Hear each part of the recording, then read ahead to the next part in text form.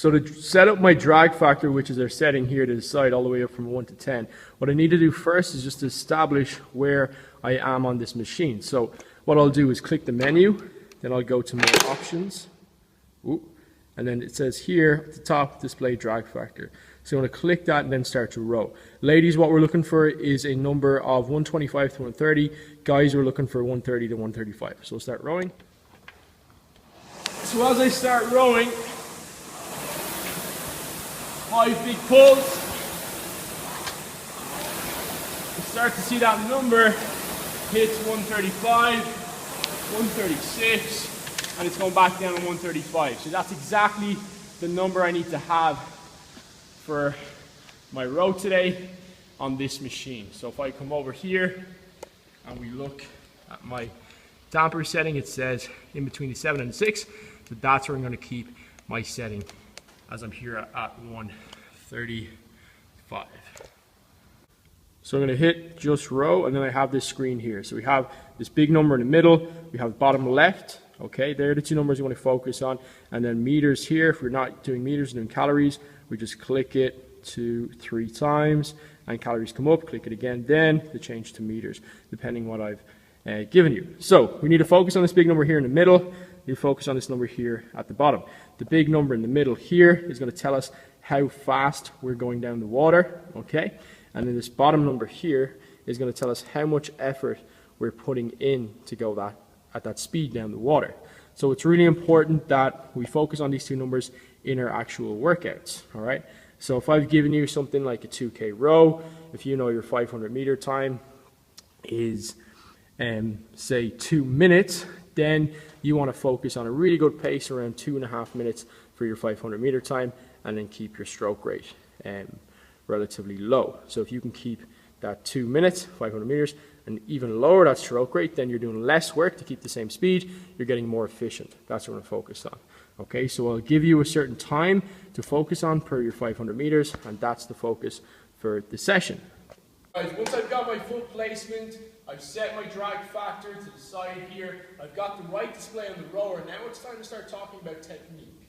What we often see with really bad, poor, inconsistent rowing technique is this. There's a lot of use of the arms, no use of the legs. If you don't use the legs, you're going to miss out on a lot of power. 60% of rowing is all legs.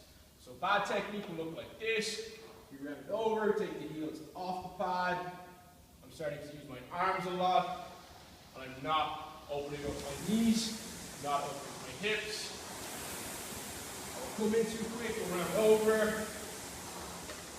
Especially if we're trying to sprint, round over, no power, and utilize throughout the legs. What we want to see instead is think about a really tight setup, arms long, heels in touching their pad, chest is up, and I'm going to focus on my shoulders and the seat here, my bum, moving at the same time.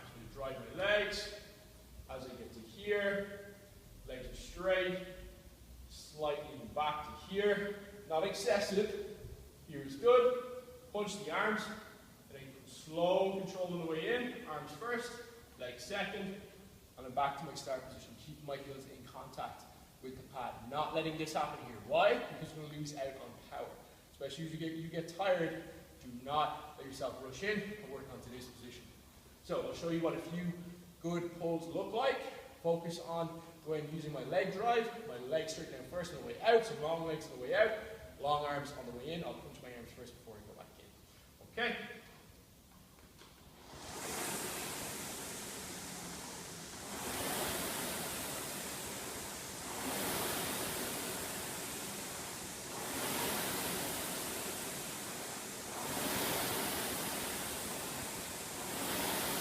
That's giving me a much more powerful pull, a much more powerful drive.